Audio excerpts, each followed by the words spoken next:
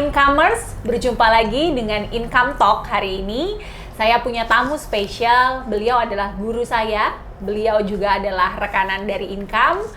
Saya kenal beliau sudah lama banget, sudah dari pertama kali saya masuk ke dunia real estate ya, bahkan mungkin sebelumnya kali waktu saya masih jadi banker ya, jadi di bawah 2009. Jadi beliau itu luar biasa banget ya, seorang lecturer, beliau juga seorang entrepreneur dengan segudang pengalaman dari mulai finance, mulai dari mengajar, mendidik, dan hari ini kita akan mendapatkan ilmu tentang bagaimana sih kalau teman-teman Incomers mau menjadi seorang entrepreneur dan proses pembentukan menjadi entrepreneur yang nurture ya, yang tahan di segala kondisi, kuat di segala kondisi. Nah, hari ini mau minta ilmunya banyak sama Pak Faisal dan tentu saja akan minta tips-tips tentang bagaimana sih sebagai seorang pengusaha menjaga cash flow dan tetap bisa pengembangan dari segi aset dan lain-lainnya. Langsung saja kita sapa. Hai Pak Faisal. Pak Faisal, beliau nama lengkapnya adalah Bapak Insinyur Ahmad Faisal. Pak, apa kabar Pak? Baik, alhamdulillah. Alhamdulillah. Gimana EN? Alhamdulillah Kita Pak. ketemu itu tahun 2005 ya. Wow. 2005-2006 ya? Iya, 2006 lah, around Ya, 2006 Pak, ya. betul. Dan sampai hari ini. Sampai hari ini. Sampai hari ini. Ya. Gimana Pak aktivitas sekarang? Apa aja yang dilakukan hari ini di masa-masa ini? Saya itu sekarang ini pas 50 tahun. Wow, 50 years. Wah, Tapi 50 years. tetap ya young soul. Ya, jadi umur 50 tahun, kebetulan saya Padini sebagai dosen. Jadi Yes, early pension. early pension. Oke. Jadi saya pensiun dini. Harapannya memang kalau bisa saya sudah ingin lebih banyak membina anak-anak saya untuk lebih perhatian. Mungkin kemarin-kemarin banyak ini sehingga pas di umur 50 tahun ini saya mungkin lebih banyak arahnya itu untuk melakukan proses proses coaching ya, seperti Yes, itu ya. yes. Coaching. Dan menurut saya setelah berjalan sekian tahun ini, setelah 30 tahun, saya merasa ternyata kenapa saya sangat salut itu dengan Sir Alex Ferguson. Yes. Ternyata Sir Alex Ferguson itu adalah salah satu seorang coach Ya. terbaik dunia saat ini. Nah, beliau adalah idola saya. Oke. Idola saya selain mungkin kalau di agama kita itu adalah Rasulullah.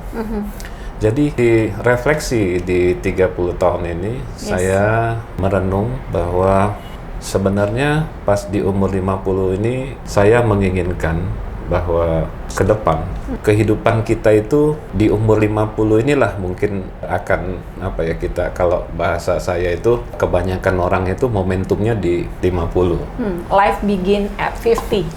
Tuh seperti Jack Ma pun dia pensiun umur 50. Yes. Sayangnya saya belum bisa pensiun 100% Yes. di umur 50, tetapi sudah mengurangi beberapa kegiatan. Jadi seperti itu.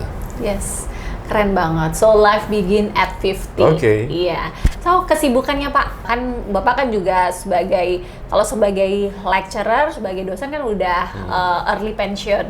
Terus kan saya tahu Bapak juga as developer ya kan, Pak, ada real estate juga division. Terus kemudian setahu saya juga ada kuliner division. Terus juga ada school yang terbaru ini. Nah, boleh cerita nggak Pak? Apa ya maksudnya dengan segala banyak activity, banyak bisnis itu bagaimana sih manajemen untuk itu semua bisa tetap jalan dan running dengan baik? Kalau menurut saya, yang paling penting itu kalau menurut buku model bisnis kanvas ya, Yes. di balok ke 1, 2, 3, 4, balok ke 5, yang paling penting itu adalah key activity.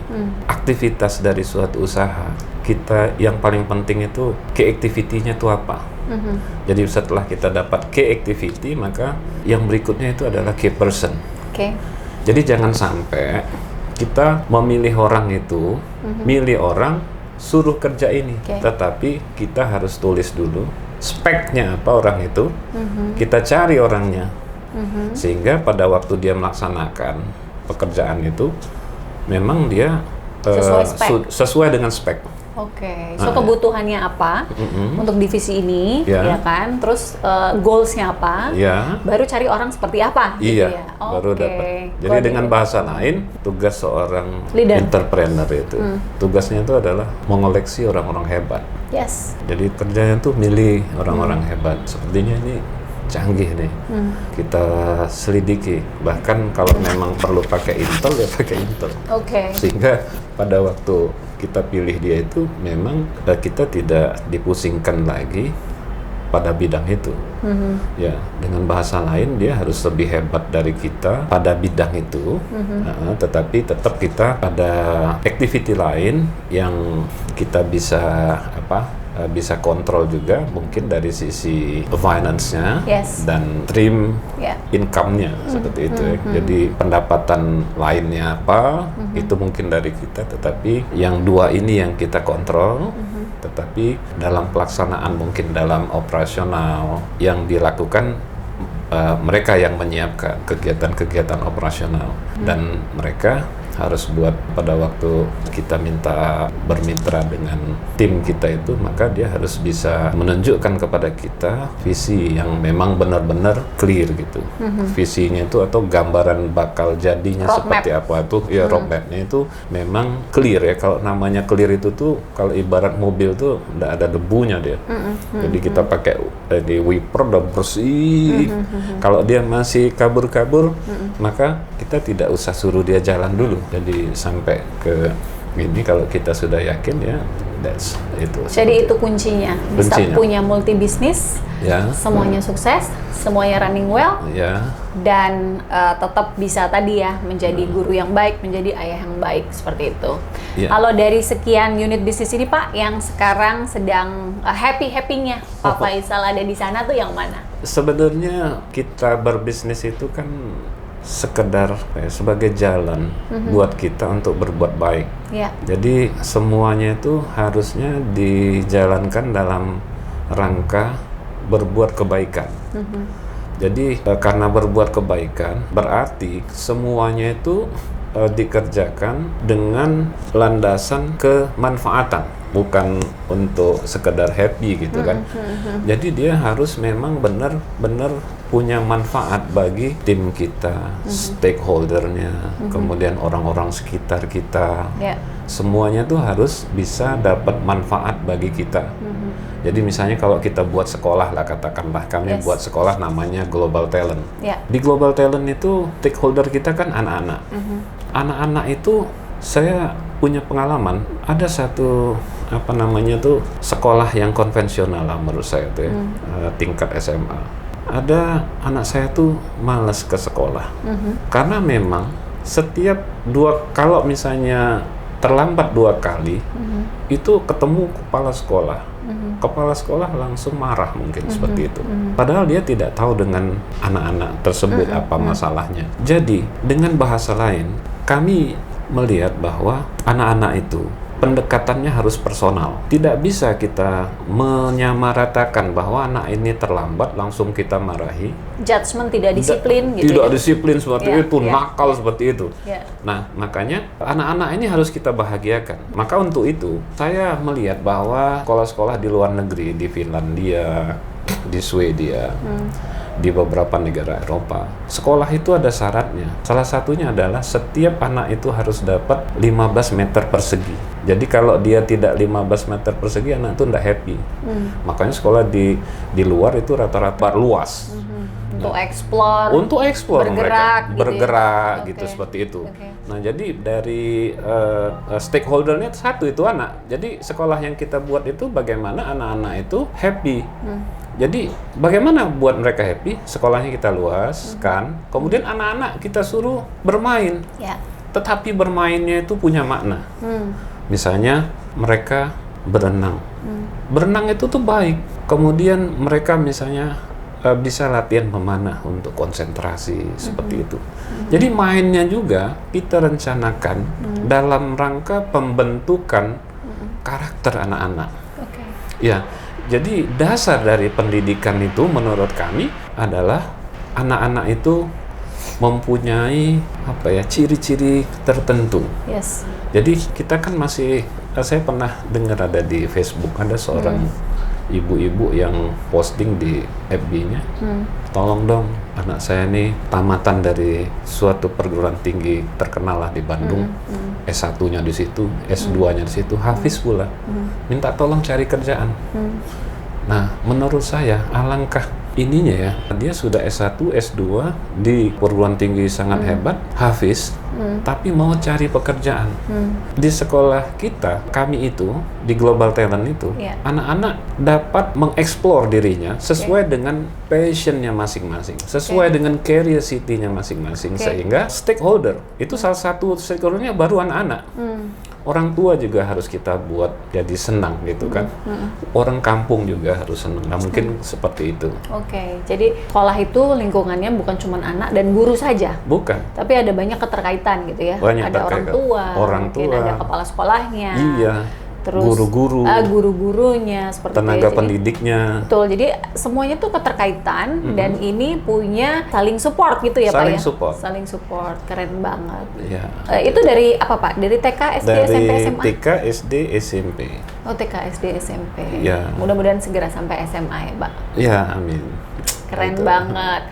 Nah Pak, kan tadi bisnisnya banyak, terus pasti kan di setiap bisnis ini kan butuh yang namanya aset ya, properti. Nah mau dong cerita perjuangan pertama kali dulu untuk punya gedung, mungkin building untuk di salah satu bisnisnya Pak Faisal yang sangat berkesan gitu, perjuangannya gitu. Jadi mau kasih tahu ke incomers tentang perjuangan bahwa seseorang itu untuk punya gedung usahanya pertama kali atau mungkin ruko pertama kali itu gimana sih Pak caranya, story-nya gitu. Oh, story ya. Jadi dulu pada saat saya jadi mahasiswa, saya tuh ngontrak tempat ya waktu saya semester 4 ya. Ngontrak tempat, baru enak-enak ngontrak diusir orang. Ngontrak lagi, nyambung lagi setahun lagi. Pindah, usahanya baru mau mulai naik 2 tahun. Semester 4 udah usaha? Sudah usaha. Keren. Diusir orang lagi. Akhirnya saya berpikir bahwa zaman itu tempat itu nomor 1. Karena tidak ada medsos. Betul. Nah, kalau sekarang ini menurut saya dengan tren generasi yang mungkin sudah Z ini, sepertinya komersial building itu tuh akan berubah ya. Jenis investasi orang-orang itu sudah akan berubah. Jadi seperti ruko itu mungkin orang sudah tidak dijadiin sebagai apa ya? Office saja atau sebagai investasi yang terbaik. Kalau dulu mungkin orang banyak ruko tuh hebat. Tapi sekarang mungkin sudah agak bergeser. Nah itu seperti itu. Jadi perjuangannya itu tadi mungkin karena saya ingat waktu itu salah satu hobi saya itu baca. Memang disinilah masalah kita ya. Kami kepengen misalnya di sekolah itu kepengen buat anak-anak itu jadi learning society, reading society. Jadi karena ingin jadi reading society, kami naruh buku itu di beberapa tempat. Tidak cuma di perpustakaan ya, rencananya seperti itu. Jadi mungkin kita cari tempat yang asik-asik sehingga anak-anak itu reading itu sebagai suatu aktivitas yang sangat menyenangkan. Jadi baca buku. Jadi ke depan menurut saya buku itu tidak hanya berupa buku yang kita baca seperti ini, tapi mungkin sudah bisa berupa jadi TV Android. Nah kan dengan sosial media sekarang, zaman sosial media sekarang ini, menurut saya anak-anak itu sudah ngegeng. Kalau dia sudah SMP sudah ngegeng, maka punya teman asik lah satu teman geng. Asik ya seperti itu. Maka dia harus kita mediasi, kita harus support sehingga di sekolah kita itu kita buat nanti ada tempat ngegeng mereka dengan program-program TV yang memang support passion mereka. Jadi kalau passion mereka tuh misalnya tentang personality, maka ceritanya tentang personality, ada pembimbing. Jadi kalau sudah SMP itu kita mencari master. Jadi nah inilah yang jadi masalah kita sebenarnya dalam proses pengembangan diri. Idealnya setiap orang itu harus punya seorang pembimbing gitu kan. Nah pembimbing inilah yang memang kita selaku orang tua itu harus bisa membimbing anak-anak kita dulu seperti itu. Nah di luar Idealnya kalau di sekolah kan, kalau sekolah konvensional anak-anak masuk, kemudian ketemu papan tulis, sudah itu ditanya, buka bab sekian, seperti itu. Kemudian coba kamu kerjakan ini ya, sebagai feedback setelah kita ngajar sebentar. Nah itu agak beda dengan sekolah kita. Kalau sekolah kita itu anak-anak datang, maka kita ada morning talk. Boleh ngomong apa-apa dulu. Jadi anak-anak ngobrol seperti itu. Wah, kemarin Pak saya tuh ini. Jadi di awal itu secara emosi mereka sudah itu menceritakan sehingga dia dari ininya tuh siap secara jiwanya itu. Secara jiwanya. Kemudian dia tidak cuma ketemu papan tulis, tapi di sekolah kami tidak pernah mau ngasih beban kepada anak. PR gitu. Kerjakan tugas ini. Tidak. Tetapi yang kita lakukan adalah selalu memberi tantangan. Kita nih punya masalah ini. Misalnya contoh ya, mungkin beda sekolah konvensional dengan sekolah kita itu. Contoh kecil aja, misalnya buat pesawat-pesawatan. Mungkin kalau di sekolah biasa, anak-anak yang sekolah biasa, cara buat pesawat itu adalah seperti ini. Kamu lipat dua, kemudian dilipat seperti ini sehingga jadi pesawat. Tapi kalau kita tidak dikasih beban seperti itu, tetapi kita cuma ngomong, kita ini punya masalah. Ini bagaimana ngantar pesan ini ke sebelah situ. Itu ada sungai. Sungainya itu 6 meter. Nah, sedangkan di situ banyak anak-anak, ya kan? Kita tidak mungkin naruh pesan dari batu. Nah, coba kalian pikirkan. Nah, mungkin ada anak yang ngomong, bagaimana kalau kita buat ini Pak, pesawat-pesawatan? Ya coba, silakan, yuk kita buat pesawatan. Ternyata banyak yang tidak nyampe. Siapa yang nggak nyampe? Loh kok nyampe yang itu? Kok bisa sih? Ya, tahu nggak kawan-kawan, kenapa ini bisa nyampe? Ini karena pesawat-pesawatan itu kami buat agak tinggi gitu, seperti itu. Sehingga dia kalau kita ini lebih jauh. Jadi dipancing anak-anak itu tuh lebih kreatif. Lebih kreatif. Kritis gitu ya. Kritis. Jadi pakai 4C itu. Pertama itu communication, creativity, critical thinking, collaboration. Oh, keren. Ya, jadi 4C ya. Ya, 4C ya. Ya, apalagi zaman sekarang tuh nggak bisa sendiri-sendiri ya, Pak. Nggak bisa lagi. Kolaborasi. Harus berkolaborasi. Makanya kelasnya itu, kalau bentuk kelas itu bisa jadi dalam bentuk kelompok, bisa jadi dalam bentuk lingkaran, mejanya, bisa jadi dalam bentuk tetel. Nah, jadi tergantung kebutuhan itu. Nah, cuma yang jadi masalahnya memang guru-guru kita harus memang kita persiapkan dengan baik. Ada trainingnya juga, ada sekolah untuk guru-guru. Kebetulan kita pakai ini bersama saya dan ada advisory board-nya. Advisory board itu kebetulan ada beberapa teman saya yang ada profesor dari Jepang, ada jadi ada beberapa kawan yang lain gitu seperti itu, dan juga ada memang dari Jakarta ada beberapa konsultan dari Jakarta yang jadi kita ambil itu. Keren. Tadi belum terjawab Pak. Jadi first property waktu untuk bisnis itu gimana sih Pak? Oh itu. Perjuangannya itu. Jadi gara-gara selalu diusir itu, dan kebetulan saya senang baca, saya ingat pada saat itu tahun 93 mungkin, saya baca Kompas.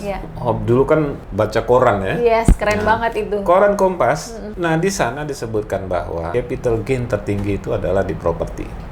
Jadi saya tahu capital gain itu berarti tahun 93 mungkin seperti itu, sehingga ya sudahlah, sepertinya saya harus punya tempat untuk jualan ini biar nggak diusir-usir.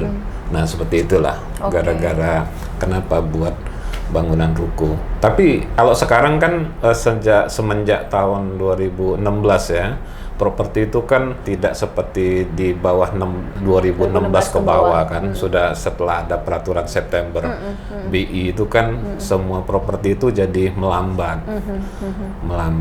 Nah, artinya memang kalau kita lihat ada beberapa tren yang harus pinter-pinter kita ikuti, misalnya ya sesuai dengan tren yang ada. Harus ada diferensiasi juga. Harus kreatif. Itu tadi collaboration seperti itu, critical thinking, creative communication.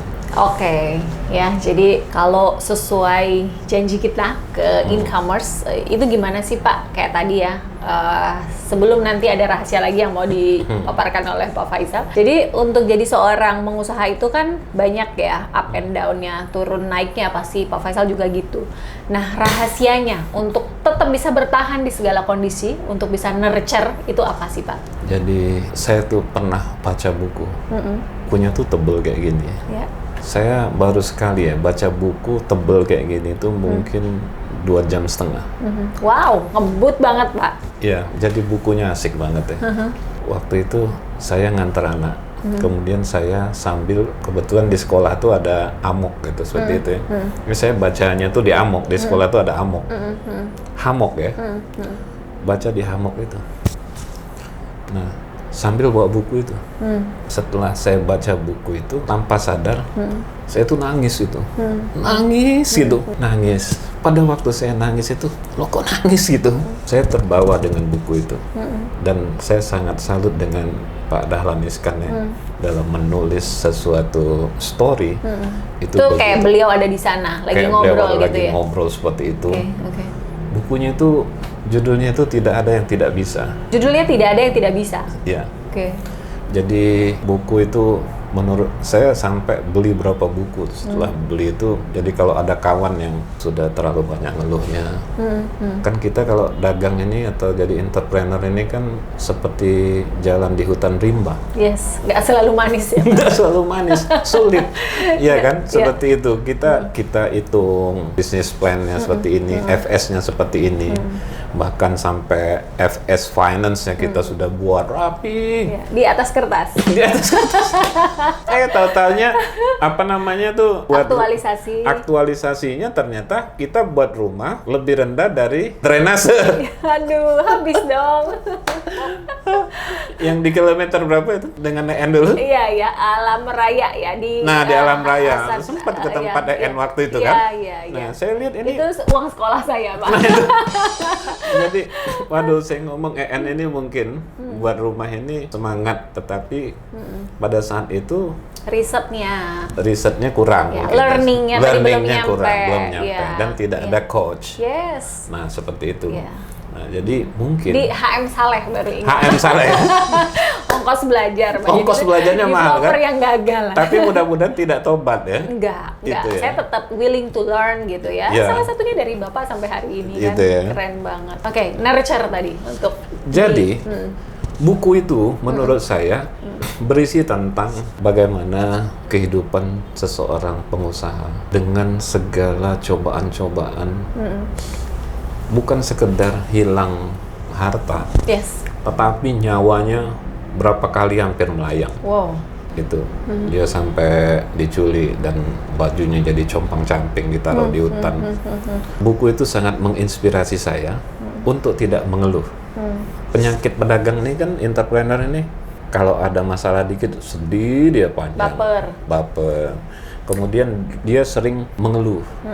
Yang berikutnya tuh, kalau bahasa Palembang tuh kecik kundu ya. Iya kan? Iya. Kemudian pelit. Mudah sedih tadi sudah ya. Pelit. Komplain aja gitu ya. Terus berhutang. Jadi mudah sedih, mudah ngeluh, takut, sering takut, kecik kundu, pelit, berutang. Satu lagi, kita itu sering ada orang-orang yang kepengen nipu kita, memang memproyeksikan untuk nipu kita, seperti itu kan. Atau ya mungkin ada keinginan untuk ini bisa nggak kita iniin, atau ini seperti itu ya, menipu atau menyusahkan kita gitu kan. 8 hal inilah menurut saya yang jadi pegangan setiap kita itu untuk jauh-jauh dari sifat yang tadi. Makanya setiap hari kalau kebetulan sesuai dengan agama saya itu ada doanya itu. Jadi ada doanya, ya Allah, janganlah Engkau jadikan aku menjadi orang yang lemah, mudah mengeluh, selalu sedih, pelit gitu kan. Kemudian jauhkan dari orang-orang yang akan menzalimi diri kita gitu kan, dan jauhkan kami dari hutang. Nah itu, jadi itu harusnya kalau saya bacanya tiap hari. Siap, nanti saya minta ya Pak. Ya boleh. Nah untuk tadi biar nurture, biar selalu konsisten gitu ya, biar nggak baper tadi, kuncinya apa Pak? Selain berdoa? Memang menurut Mark Zuckerberg, entrepreneur is about knowledge. Ya, jadi kita itu untuk melaksanakan sesuatu itu idealnya buat selain business plan, kita harus buat juga project proposal. Project proposal itu tuh dia berisi tentang nama kegiatan kita apa, kapan, bagaimana menghitungnya, menghitung kemajuannya, bagaimana grafik idealnya seperti apa, kalau terjadi penyimpangan seperti apa, siapa bakal jadi PIC-nya, lengkap. Jadi seperti Project itu. proposal for internally untuk kita sendiri gitu. Jadi kan memang ini ada dua ini ya. Pada saat usaha kita itu belum bermasalah atau ada satu kegiatan usaha baru lah misalnya seperti itu, kita harus punya bisnis plan gitu kan. Kita sudah bisnis plan, maka kita buat project proposal tadi tuh. Ada proposal bisnisnya, kemudian project proposalnya, ada action plan-nya seperti apa gitu kan. Yang kita monitoring seperti itu dari human-nya, mungkin dari bahan-bahannya, alat pendukung apa-apa itu memang dibahas dengan detail ya. Artinya jangan sampai, ini ada cerita lucu nih, ada satu rumah sakit ya, setiap jam 7 pagi di ruangan ICU itu ada satu orang yang mati. Tiap jam 7 ada satu yang mati. Besoknya mati lagi. Kok bisa? Kok bisa gitu kan? Selalu jam 7. Setiap jam 7. Akhirnya kepala ICU itu, kepala rumah sakit ini karena besar bingung dia. Kan enggak enak. Kenapa meninggalnya tuh jam 7? Pas gitu kan. Akhirnya dia memanggil seluruh tim yang di ICU itu untuk berdoa. Yang agama Kristen berdoa, yang agama Buddha berdoa, Islam berdoa terus itu. Menuju jam 7-nya itu pada waktu mereka ngumpul di ruang ICU itu, ngumpul mereka. Kan menuju detik-detik jam 7 itu, tek, ini hari ini meninggal apa enggak gitu kan? Pada apa gitu di itu. Akhirnya pas jam mendekati mungkin 5 menit sebelum jam 7 itu, mereka sudah standby kan. Jadi 5 menit sebelum jam 7 itu ternyata ada seorang cleaning service. Ternyata cleaning service itu mau bersihin di tempat itu kan. Nah itu ada yang dibersihin. Dengan santainya dia minggir. Kemudian dia cabut kabel salah satu pasien itu. Dia cabut, dia pakai alat untuk sedot dia itu. Jadi miss-nya di sana. Miss-nya di situ. Jadi malaikat mencabut nyawanya sebenarnya cleaning service itu. Cleaning service itu. Ya ampun. Artinya apa? Memang perusahaan tuh idealnya kalau memang kita bisa buat ERM ya, Enterprise Risk Management atau Risk Management seperti itu. Sampai satpam pun harus kita buat. Kamu kalau kayak gini bisa gawat gitu kan.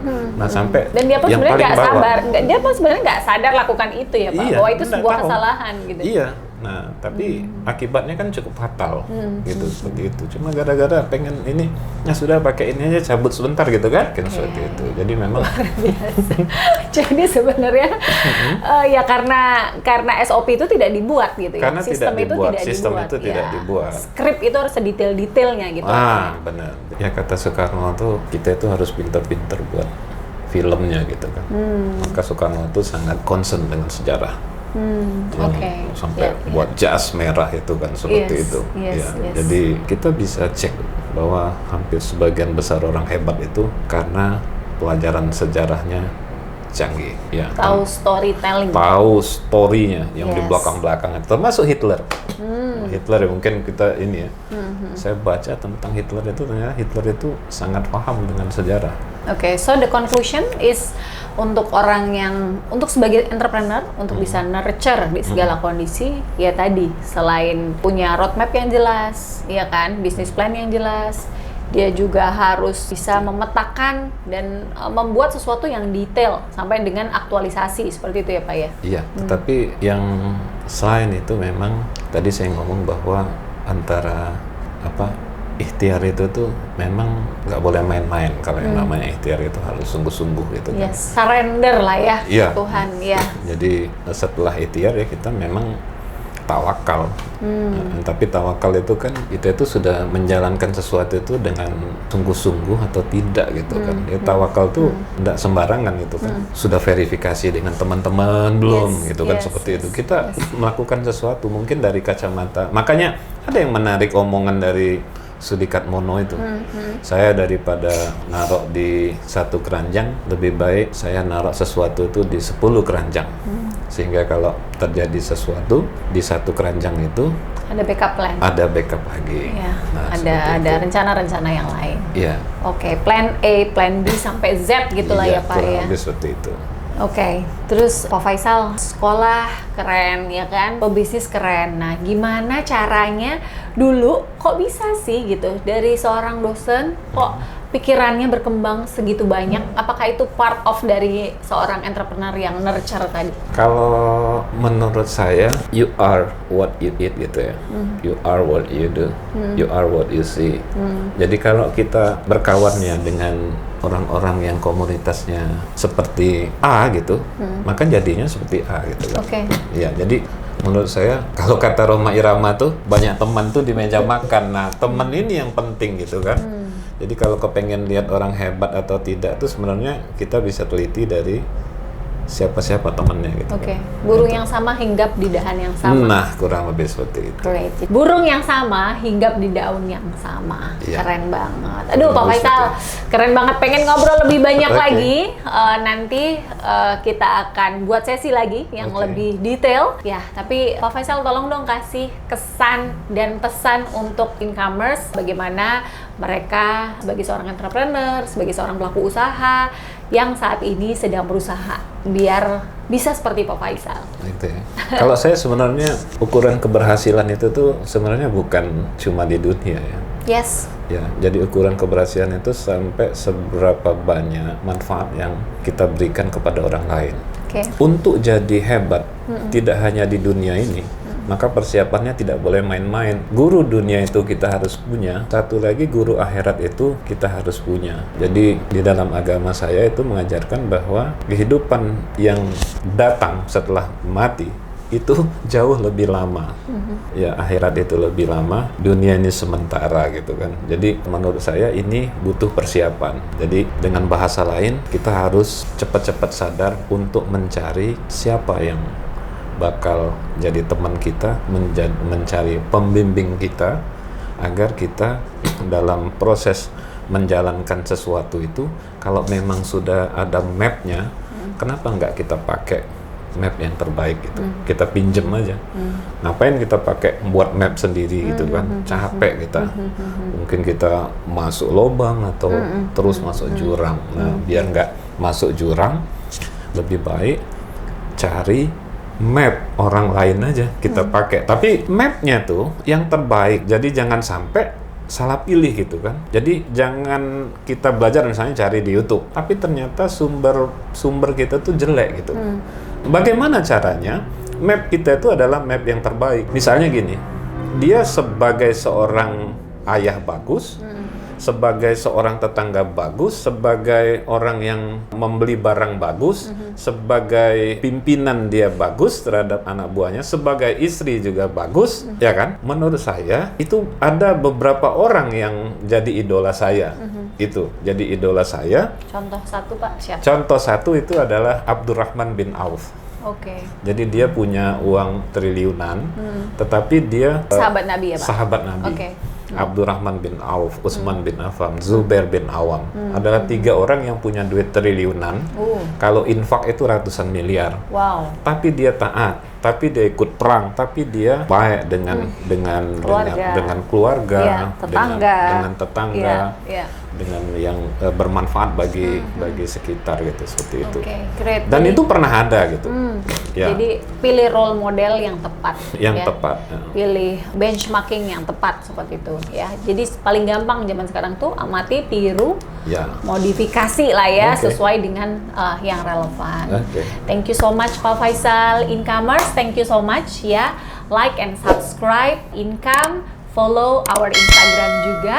Jangan tunda beli properti. Tadi seperti Pak Faisal bilang, nggak enak diusir-usir. Jadi mulai spend, mulai nabung, mulai sisihkan, alokasikan aset untuk bisa belanja properti. Ya, terima kasih. Selamat siang. Salam cuan.